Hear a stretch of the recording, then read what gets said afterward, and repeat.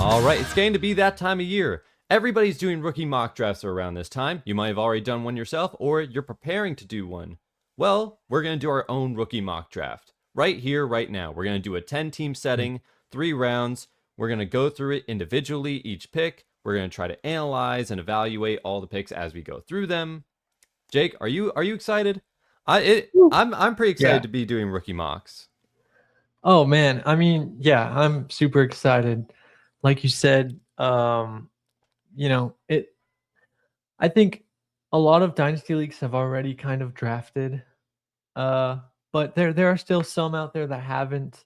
We still have one that we're going to be drafting in I think later this week, but I've already done one myself. I know you've done one or two. So, yeah, no, it's always so fun to do mock drafts, man. I mean, Yeah. it really gets you in the spirit for the season and hype around the guys and everything. To make things a little bit easier, we're keeping the whole mock draft. We're doing this off of Sleeper, if you can't already tell. We're doing this off of a pause draft, so we'll be able to do it individually, pick by pick. We'll just go in between. I'll start first, and then we'll go to Jake, and then back to me, and then back to Jake. And we'll go through the picks just like that. But Jake, are you ready to start this off? Yeah, let's do it. Let's go for it. All right. This is practice for the real draft. I'll Mhm. start first with a pick here.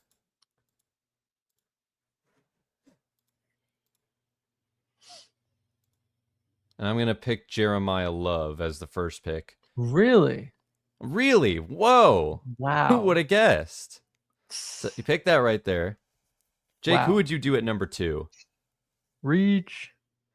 Um no, yeah, number 2, I think, you know, I think we gotta go Jaboy Carnell. Carnell Tate? Yeah. I All right, think perfect. those are kind of like the overall consensus. Everyone seems to be having those two guys first, and it makes sense. We'll Yeah, talk I about that. I would say that right now. I think Yeah. for this, we'll talk a little bit more about this, but just let's just say this is a super flex league or a 2 QB league. Uh, if that is the case, then the number 3 pick, I will select Fernando Mendoza. Mm, So I'll pick him up right here. Number 3 pick. Jake, it circles back to you. yep.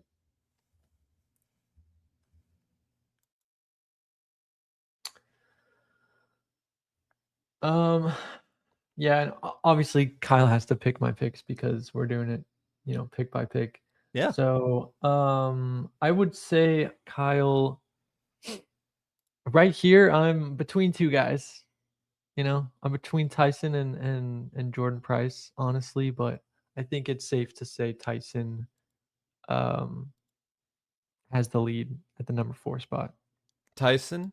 Could go either way, yeah, but I do Tyson here. Interesting. All right. Mhm. I'll take Tyson right there. If it were me in the 5th pick, because there's a lot of like back and forth between Makai Lemon and Jadarian Price at around these spots. Yep. Personally, I think if we're going off of for what would be the best for this season, I think both can be good. I would personally go Lemon over Price. Hmm. But that is just more specific to team needs. I think either pick could be a good pick, depending on if you more need Yeah, a running back or need a wide receiver. definitely. So you're going Lemon? Okay, fair. Yeah, this is starting to look like a pretty standard It's yeah, the first super 6 flex picks are draft like here. the standard. Kind of everybody They has a are. good idea of them. Yeah, for sure. The second round will be interesting, and third for sure. Um, so yeah, definitely gotta go Price here. I think he's a steal at number 6. I've taken him at number um 4 Yeah. in one of my super flex leagues. So All right. Well, definitely high on him. we've got about 6 picks here. With most of them, it's mostly what you would expect, and it's the reasons you would expect them to be on here.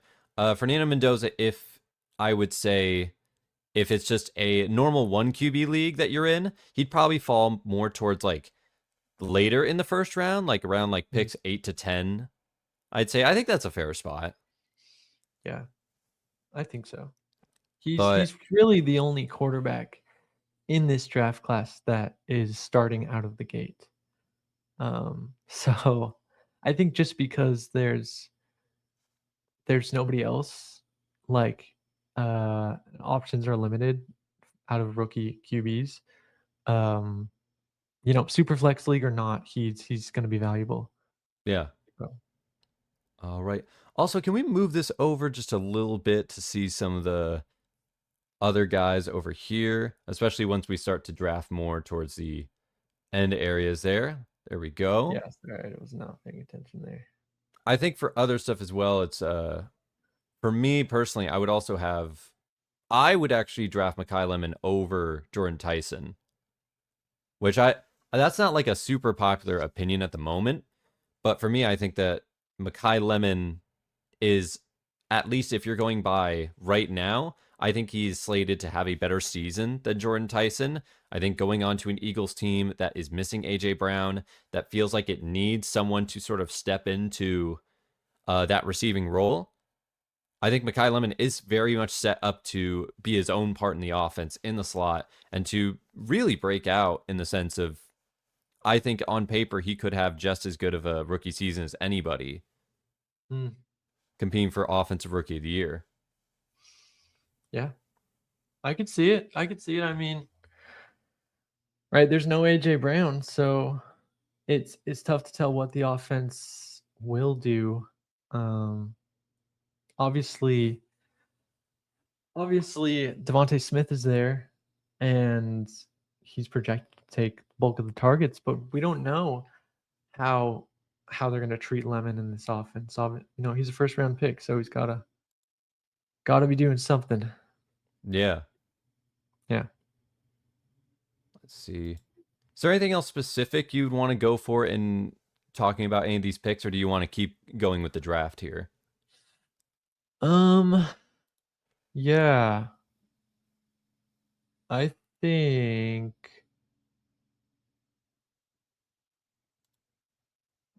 I think.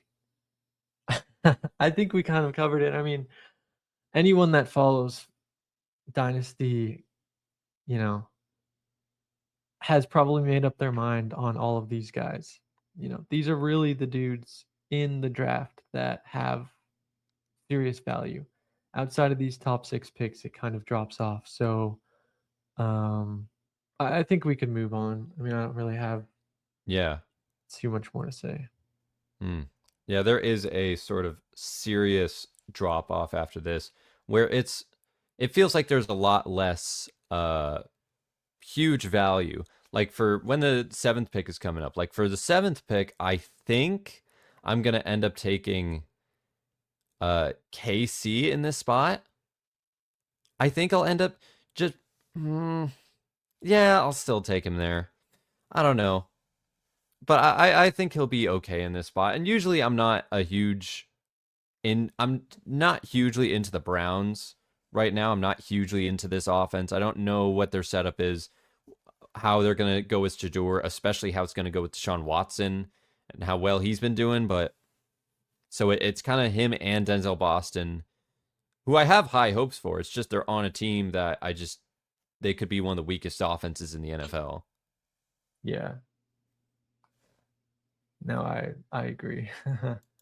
It's a tough one, but sometimes you got to take draft capital, you have to take skill, and Casey looks like a really good receiver out of this draft class. So I think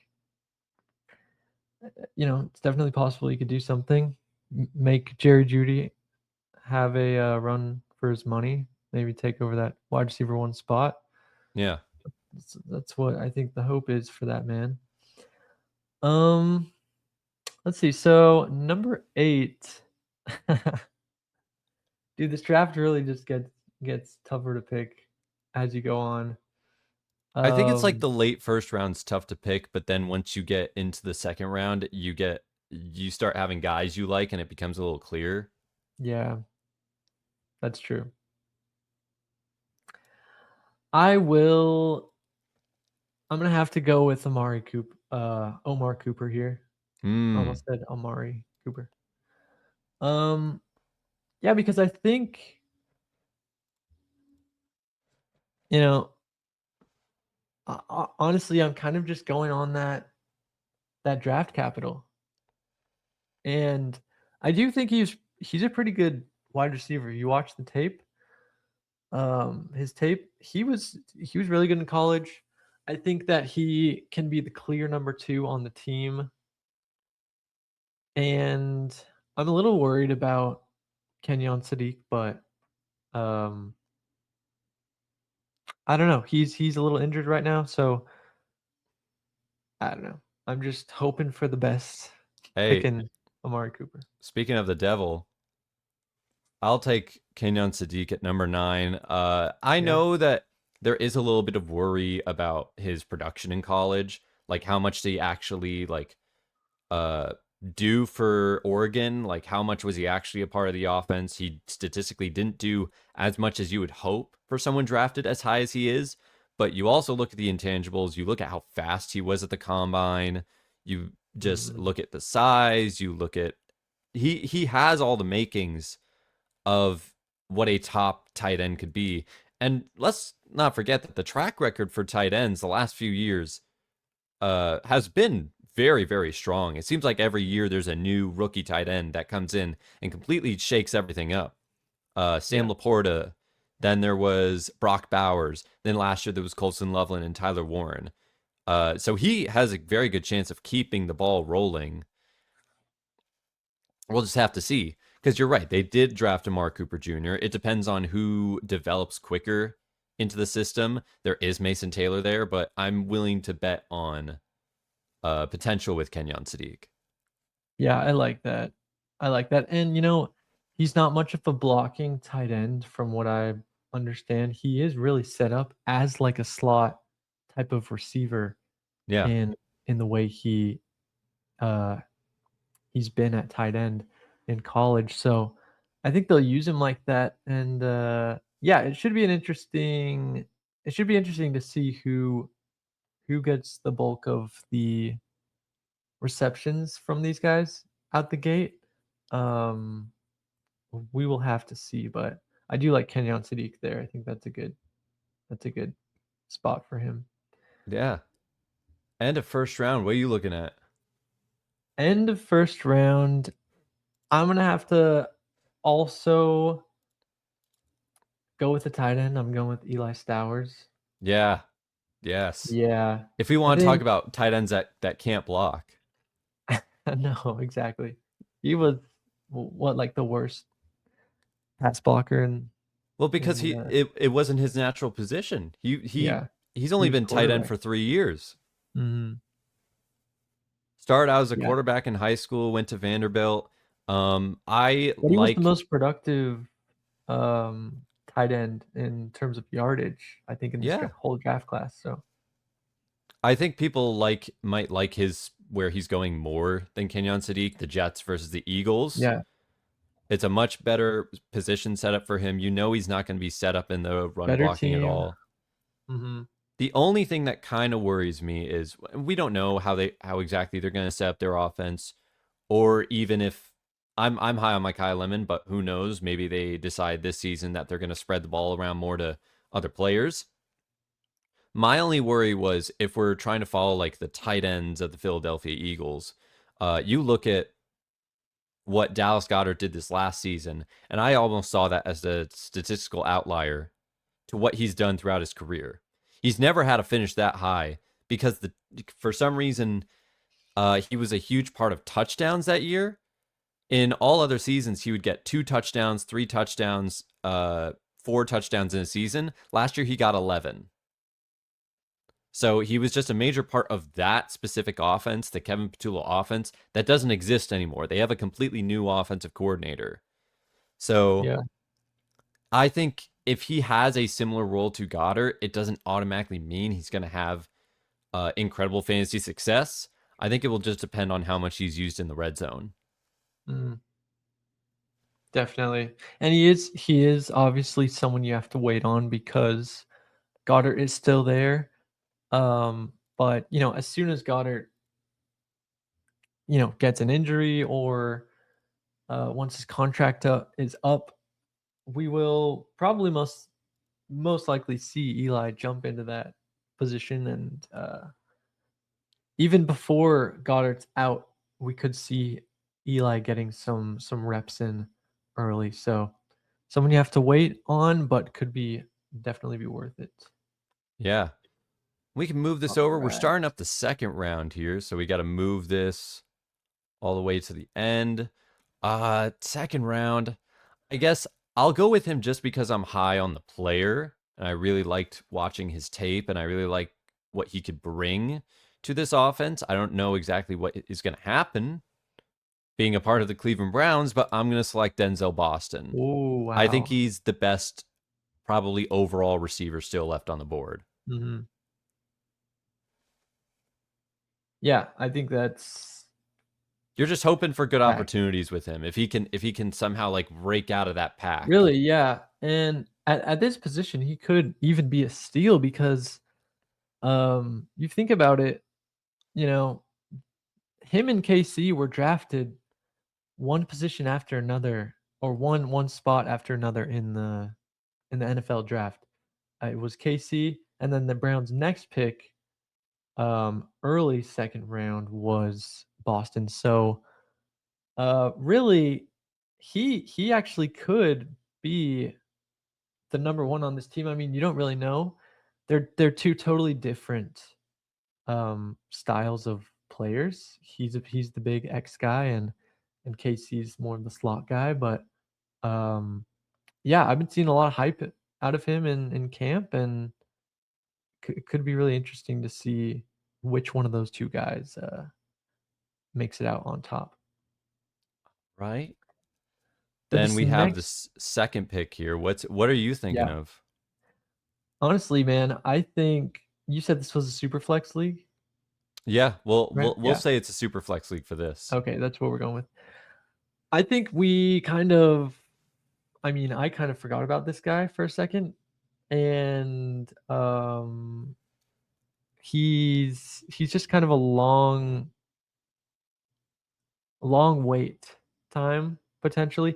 I'm gonna go with Ty Simpson, quarterback, and I think he Perfect. could be he's actually kind of a steal.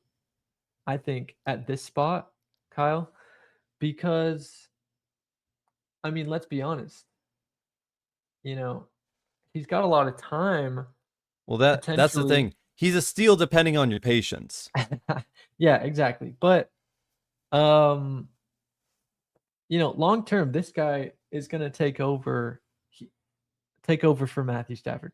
He's a first round pick, okay, and he's looking.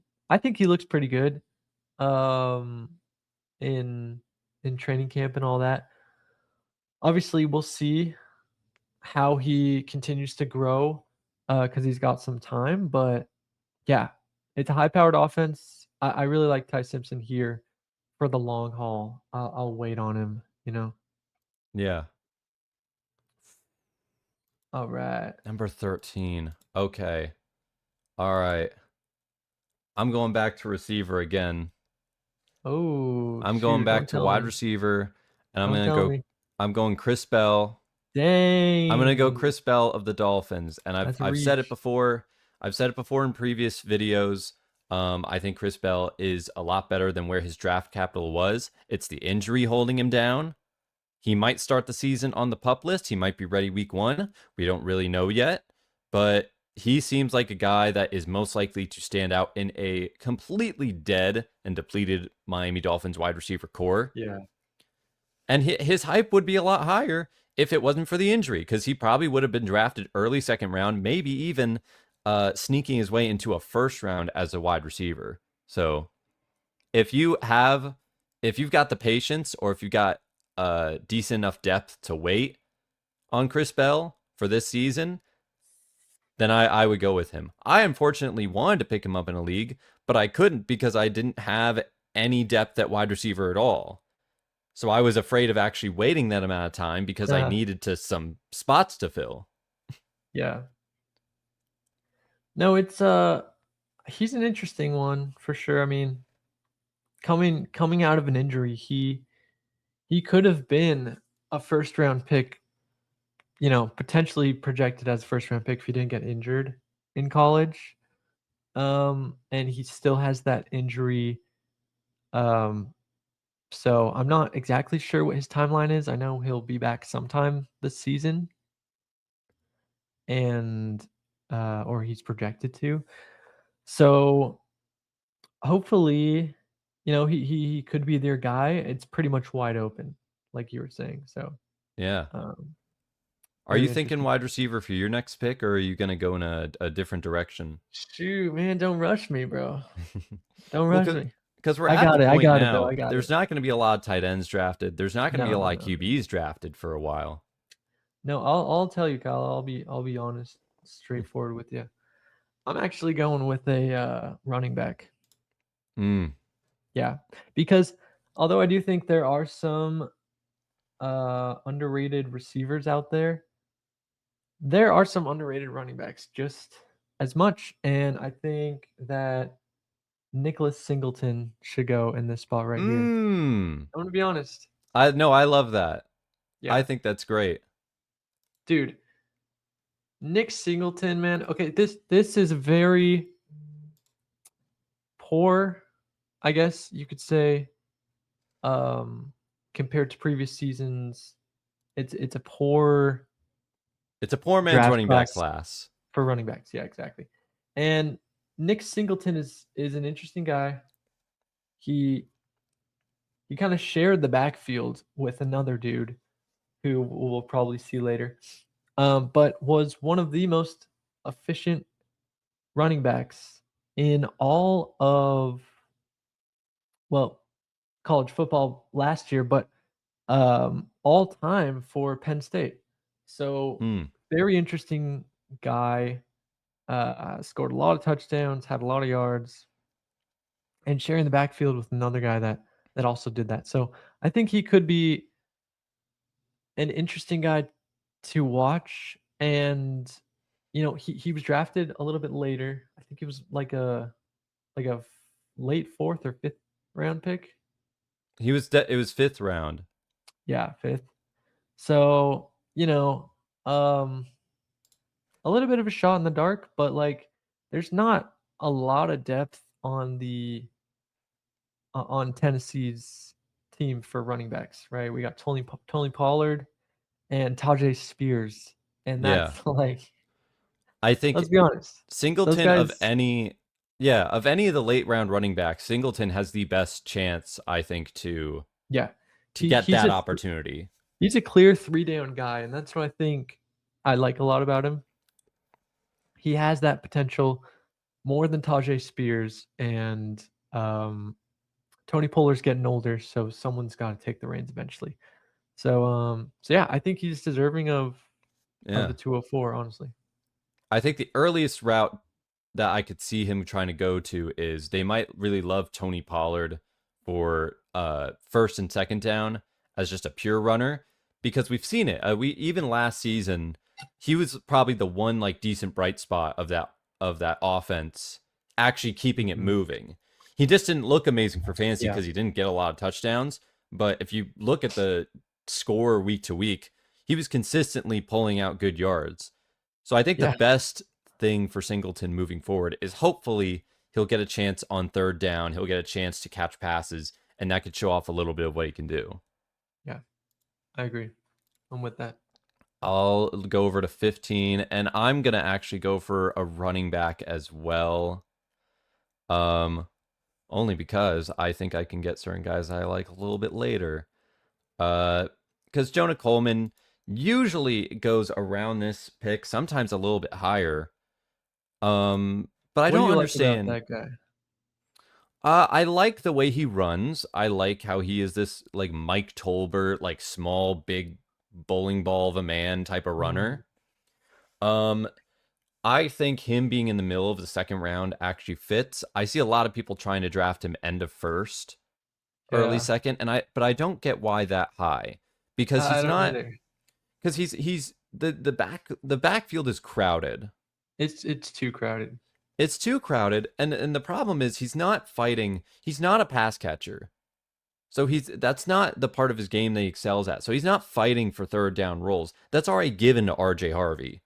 Yeah. RJ Harvey is kind of like what I've seen from Rashad White in previous seasons, where he was pretty good as a pass catcher, but he wasn't very efficient on the ground. So I think they might just slot him in that role, which means now you're competing with a running back for just the first and second down reps. You're Hmm. competing just to get a specific spot as a starting running back, which is not nearly as encouraging. Yeah. No, I agree. I mean, it's just to me, it seems like he should be going later, like I guess around this time, maybe even later, because I just do think it's too crowded. I think J.K. Dobbins is a great running back, and for this year at least, I don't think Jonah Coleman has much room to do much unless RJ really struggles again, then he could kind of help out there. But I don't see him getting ahead of JK or R RJ. No. Um, it just doesn't seem it just doesn't seem like he can. He doesn't have the draft capital. He seems like a fine runner, and I do think he's one of the better running backs, and that's why he could have a chance if someone slips up. But that's just if, in my opinion. So All right. We're about halfway through. Next pick for you, Jake. yeah, um, I will go receiver. Mm-hmm. I think there's a drop at running backs after Coleman, and it makes sense to go with Antonio Williams here. Ah, Yeah, yes.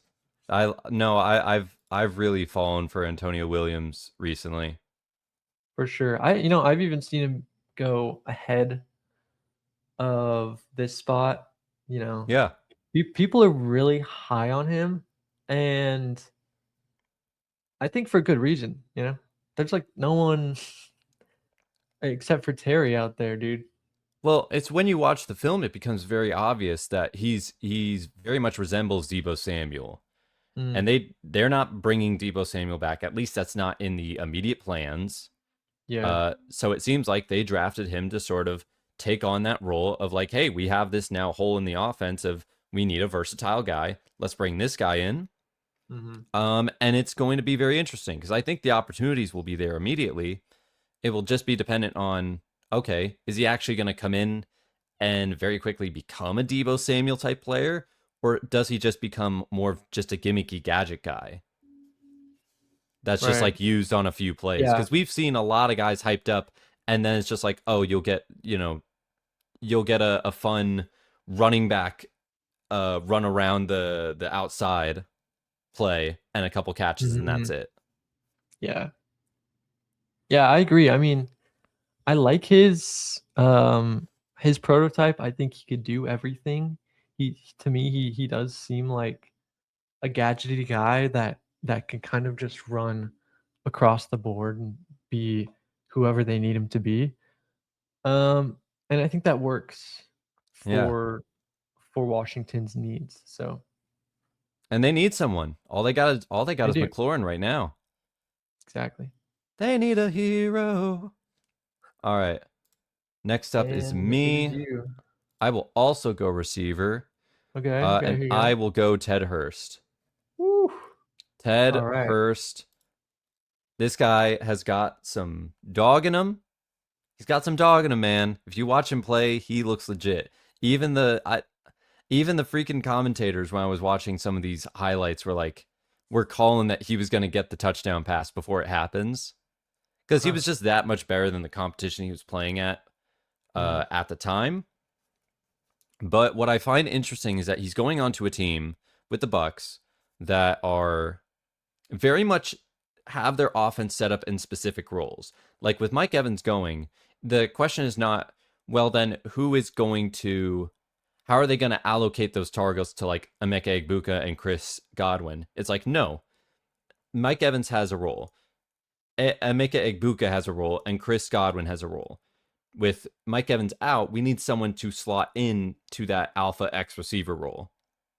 And that's either going to be Jalen McMillan or Ted Hurst. If Ted Hurst can impress enough in training camp, if he can impress enough to get the starting role, then he'd be used in a vein similar to how Mike Evans was used. I don't know if he's going to be given as many chances or if he's going to have nearly the Yeah. same chemistry with Baker, but that's the setup of the offense. I like it. I think I think he's a good one to have, especially if you have McMillan on your team, or I mean, even if you don't. Um, I do think that like it seems like every time Tampa Bay gets a wide receiver, their hit rate is just like on point every time. Like we Yeah. saw this with Tez Johnson. Now I don't think Tez Johnson's gonna be much of a factor in this offense. Maybe it's a fun Um, story. he's a fun story, but now they have. I mean, you never know what could happen with injuries and all that. They have good depth, is what I'm trying to say. Every wide receiver seems to have their place, and I think you're right. Like it's obvious. Ted Hurst is the bigger guy. Mike Evans left. He could easily fill that slot. So I like him a lot. I also like Jalen McMillan. So we'll kind of see how that plays out between the two of these guys. Um, and this next position, I am also going to go wide receiver. Mm-hmm. And it's still so funny to me that this guy is so low. You know what I'm talking about. He's so low on the board, Yeah. dude. Are you thinking? Um, yeah. I think I, we just want to say it at the same time. no, actually, because I'm actually Oh, thinking between two players. okay. Well, I'll just tell you. Yeah, yeah, go for it. DeJohn Stribling, bro. There we go. Okay. Okay. Like, here's the deal, bro. He could. There is an argument where he can actually be like the 202 pick, 203. He's I'm very high on him, bro. And every day I feel like I hear more news that this guy's going to be the next, you know, um X wide receiver on their team. Obviously, okay, the 49ers have Mike Evans, but if he gets injured, man, he's also what, like 33? He's not going to be there 34 forever. maybe. 34 maybe. It just seems like they have dribbling to basically replace or even come in at the wide receiver 3 position over Christian Kirk. Um I really like him. I really like him. I know they drafted him high, so they obviously have plans for him. And that always stuck with me, even though people think he was overdrafted. Yeah. I I th- think I I think that's the big thing was just a lot of yeah. people they didn't see it. They just didn't see Yeah, how why he was drafted so high. And to be fair, even I looked back at some of the film and I'm like, I was like puzzling it a little bit because I'm like, I didn't see anything that was like too standoutish. right. But It is kind of crazy. even though the 49ers have not had a perfect draft history, I still do trust that Kyle Shanahan can I do find good too. talent. I do too. And the See, the fact fact, and we can't ignore 33rd pick. He was the first pick of the second round. bro, he was drafted over Boston, over Kenyon Sadiq. I mean, not Kenyon Sadiq, sorry. Omar Cooper. No, no, All no. right. Omar Cooper was end of first round. He was No, he like was. two picks above.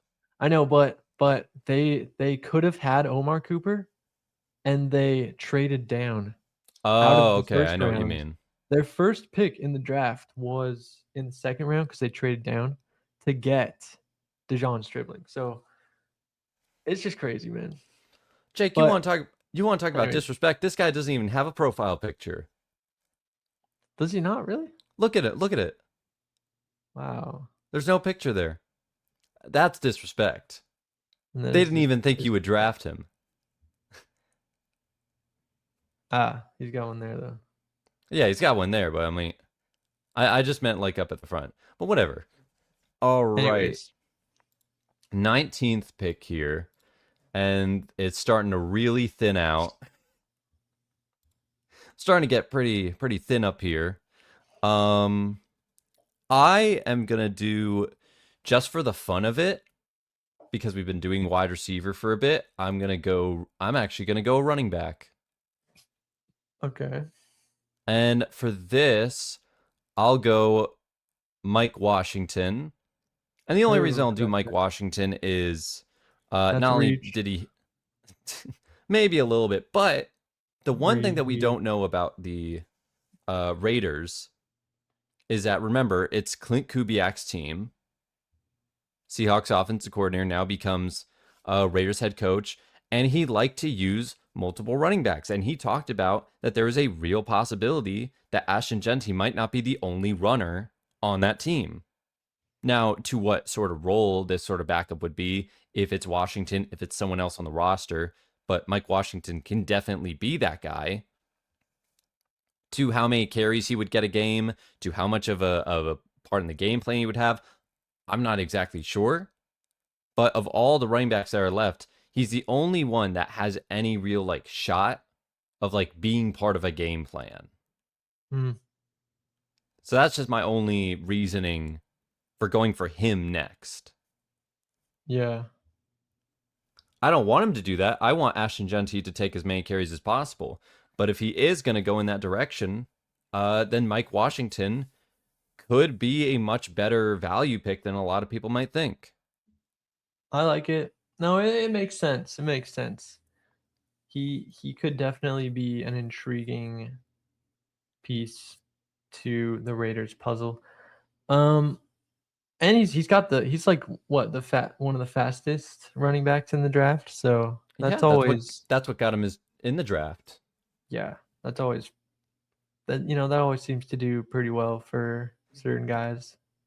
All right. End of second Um, round here. End of second round. I'm gonna go wide receiver. Hit me with Chris Brazell. Oh, Brazel. okay. Yeah, I didn't think you would draft him yet. you didn't think so? No. What? Why Chris Brazell? You know, there's been a lot of hype around Chris Brazell, and Hmm. I think that hype of the type of player he is, he just seems like he's catching everything in camp. He's I was surprised. I was like, okay, this guy he was drafted in the third round. But my thing is, I kind of see him potentially taking over as the wide receiver two on the team. Obviously, Ted McMillan is there. Hmm. Um, but I think that um, what's his name? That they have Jalen Coker and they have Xavier Leggett. And Xavier Yeah. Jalen Coker is pretty good. I could actually see him as the wide receiver too. But Xavier's kind of been falling off. He was their first round pick. What was it, like 2 years ago? Um. Yeah. He was a first round pick, like end of first round. Yeah. And he's just been a massive disappointment He has not panned out, man. at And all. I He think can't catch the ball. oh yeah, exactly.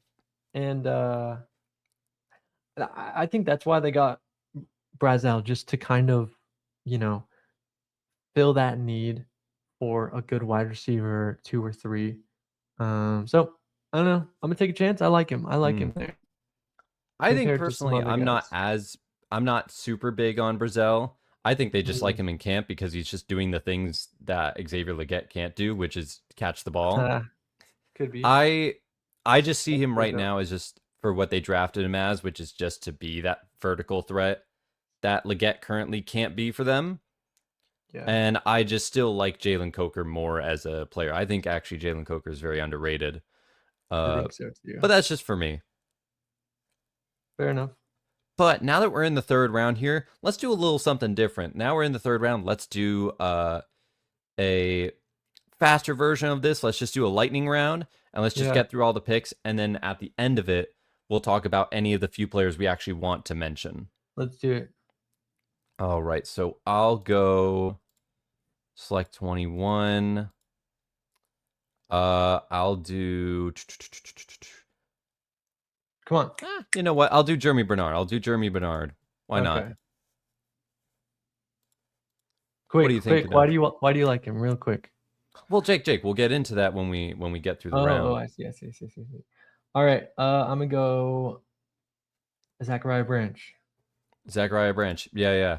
Oh, He's dang it. so good. I should have done Zachariah Branch. Why didn't I do I Zachariah? was thinking that too. I was like, oh wow. All right, go ahead. um, in this, well, if it's a super flex league, sometimes you have to take your chances. Carson Beck. Carson Beck, I nice. know I people are like not that. high on him, but also everybody kind of hated Tyler Shuck last year, and look how that turned out. You never know. Yes, I'm with you. Yeah, this late in the draft, I think, we're going value, we're going potential handcuffs and stuff. I'm gonna go Emmett Johnson. Mm, okay. I'll go the I like him. same. I'll go the same route here. With actually, hold on. Hold up. Wait a minute. I'll go with one of the Baltimore Ravens, and because sometimes I like safer picks more than like super flashy late round guys, I'll go with Elijah Sarrett because I could see a role for him in that offense. Okay, he's good. I'm actually surprised he didn't go a little bit earlier too. Yeah. I should really keep up on the screen here. Okay, I am also gonna go with the running back. This is kind of a steal, I feel like, at this rate, at this point. Katron Allen Katron Allen. Yeah. got a lot of potential. I think a lot of people underrate this guy a bit too much. Same thing with Deshaun Stribling. I'll go with Kalen Black from the Niners. Yeah, nice, nice. I like that. Where are you going next? Oof. I see an Then, obvious name. yeah, I know. I really like. There's a few guys here. Um, yeah, I'm gonna go. I'm high on this guy. I'm gonna go Jacoby Lane. Kobe Lane. I think he's cool. Perfect, perfect. Well, only two players left. I'll make my pick. I'm gonna go. This will probably be the last running back of the draft. I'm gonna go with Adam Randall. Nice. And who you going to end it off? Oof, I gotta end it, bro. Yeah, you got to end it, man. It's tough. I am gonna end it with freaking.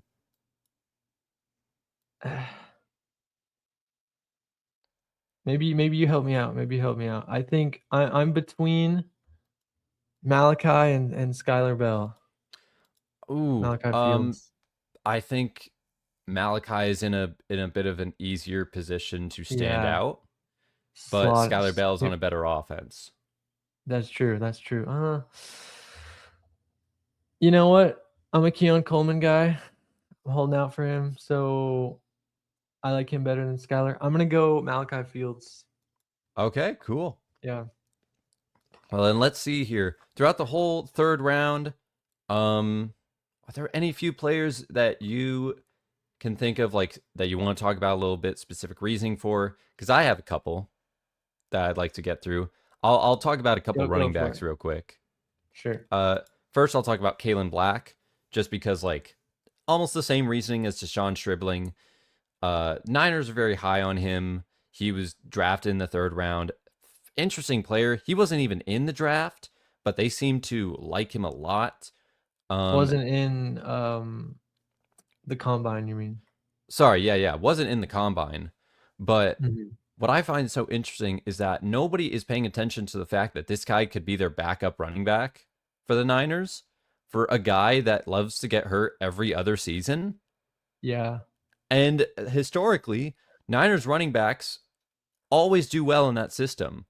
Almost every running back that they have brought in has brought some sort of fantasy relevance when they are starting games. So I don't Mhm. know why people haven't like thought of that. If he hasn't climbed up, in some places I he's going know. undrafted because he's so low. You got to do that. Yeah. And then super quickly, Adam Randall. The only thing I would say about Adam Randall is that there seems to be a movement that he could take over the number 2 position on the Ravens. And as good as Derrick Henry is, sometimes teams look at analytics a bit too hard. And I think the Ravens might try to uh, section off or like limit how many carries they give Derrick Henry per game because of his age, no matter how Mhm. he's playing. So if there's anyone in that instance that can then try to take some reps and try to stand out, I think Adam Randall could be that. I like it.